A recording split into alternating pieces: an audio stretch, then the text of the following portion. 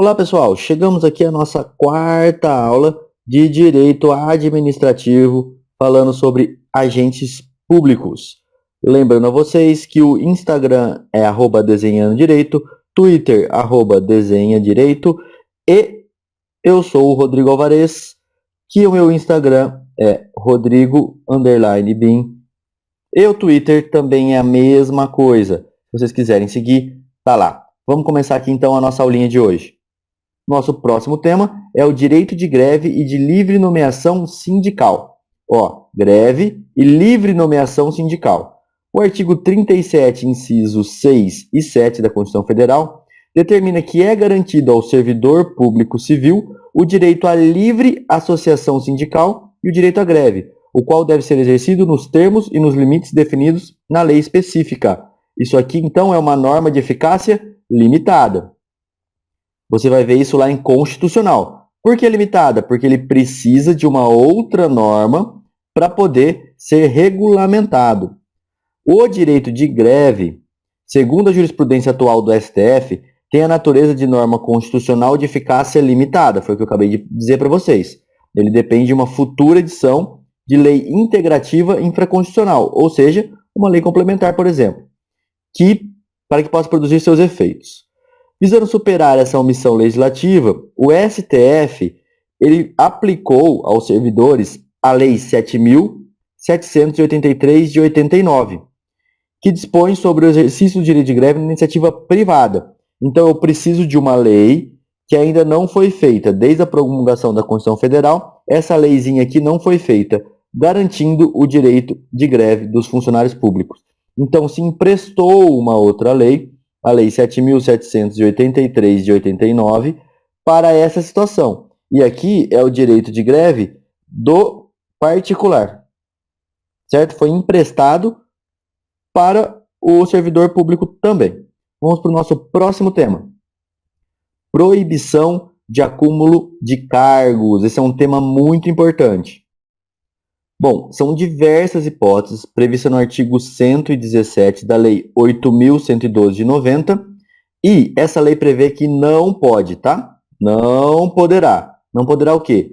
Participar de gerência ou administração da sociedade privada, personificada ou não, ou seja, uma sociedade legalmente constituída ou não, salvo se essa participação for nos conselhos de administração e fiscal de empresa ou entidade em que a União detenha, direta ou indiretamente, participação no capital social. Esta é a primeira, então, exceção. E a segunda exceção aqui, em sociedade cooperativa, constituída para prestar serviços a seus membros. São as duas exceções que é importante saber.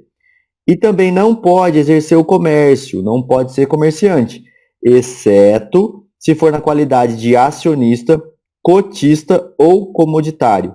Isso está previsto no inciso 11 da Lei 11.094 de 2005. O que quer dizer esse cotista aqui, que é o principal, mais importante aqui?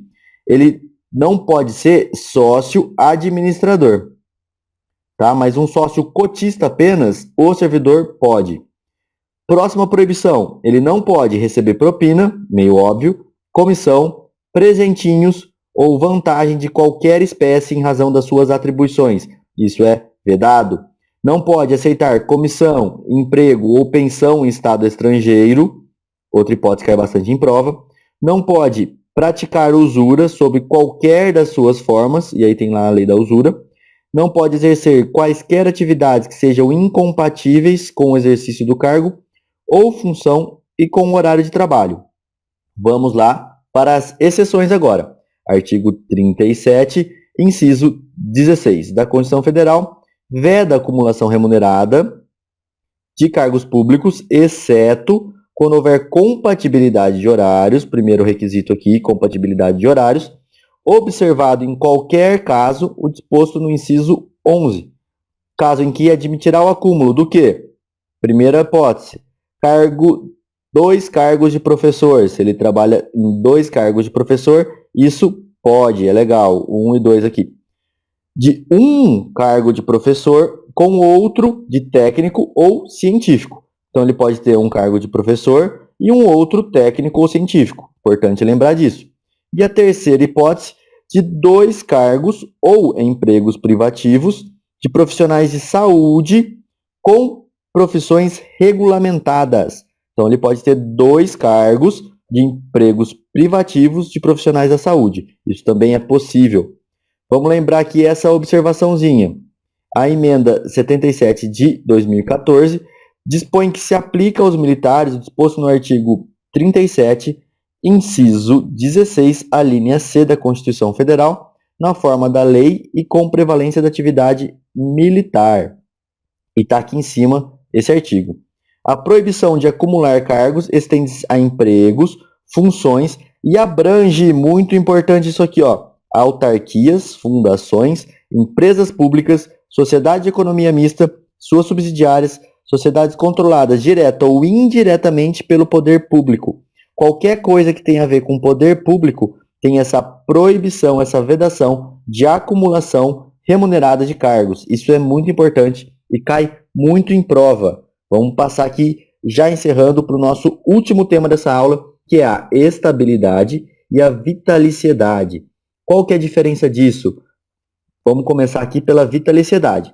Ela segura a permanência no cargo em caráter perpétuo, ou seja, mesmo depois de aposentado, ele ainda vai ser pertencente a esta carreira que é vitalícia. Só pode ser destituído, ou seja, isso aqui só pode acabar esse caráter perpétuo mediante sentença judicial transitada em julgado. Outra coisa importantíssima aqui da vitaliciedade. É admitida somente nas hipóteses previstas na Constituição Federal. Não pode ter um cargo que entenda que ele é vitalício. Isso tem que estar na Constituição Federal. Assegurada após 2 anos de efetivo exercício. E quem são as pessoas que são vitalícias? Aqui, ó, juízes, promotores e membros do Tribunal de Contas da União. Somente esses 3. Professor, como que eu decoro esses 2 anos? Muito simples. Olha o V aqui, ó, do vitaliciedade, e quantas perninhas que ele tem? 1 e 2. Então são 2 anos. Facinho de decorar. Vamos agora aqui para estabilidade. O que a estabilidade tem aqui?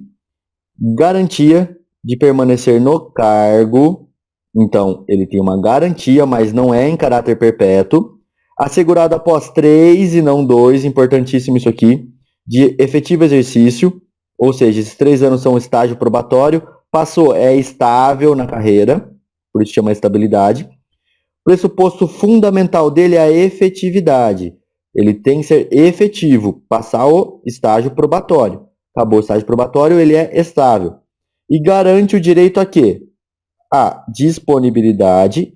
Se acabou ali a profissão dele, o cargo dele naquela região, ele vai ser colocado em disponibilidade e não demitido. A reintegração, a gente já viu o que é, e ao aproveitamento. Essas são as garantias da estabilidade. Quais são, então, as principais diferenças dos dois? Primeira, vitalício, eu fiz o V aqui para vocês, ó, são 2 anos. Estável, são 3. Como é que eu vou ver isso, professor, do estável? Quantas perninhas tem no E? 1, 2, 3. Ó que fácil que ficou. 3, estável, 3 anos. Vitalício tem 2 só, 2 anos. Isso aqui tá fechado, hein? Segunda coisa, o vitalício só pode ser mandado embora mediante sentença judicial transitada em julgado. E o estável, professor, como é que funciona? A sentença, igualzinho ali em cima, pode mandar embora. Um processo administrativo pode mandar ele embora. A avaliação periódica de desempenho, que é o estágio probatório, se ele não passar, ele pode ser mandado embora. E por equilíbrio orçamentário, isso também está previsto lá na Constituição Federal. Então, é mais fácil mandar embora um estável do que um vitalício. A ideia é essa. A vitaliciedade tem mais garantias do que a estabilidade, tem menos garantias do que a vitaliciedade. Em resumo, essas são as diferenças da vitaliciedade e da estabilidade. Bom, pessoal, esses eram os temas que eu queria conversar com vocês hoje. Não esquece de compartilhar esse vídeo e o nosso curso nas redes sociais.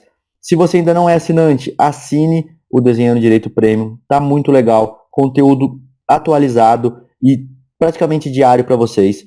Vou pedir para vocês também curtirem esse vídeo aqui, se gostaram da aula. Atenção para a próxima aula, quando for publicada, ela já fica aqui o link para vocês. E para quem está estudando Direito Penal Parte Geral, Tem aqui a coleção completa do Direito Penal Compacto. Também vai te ajudar bastante aí na OAB, eu não tenho dúvida, ou então em qualquer outro concurso que você esteja prestando.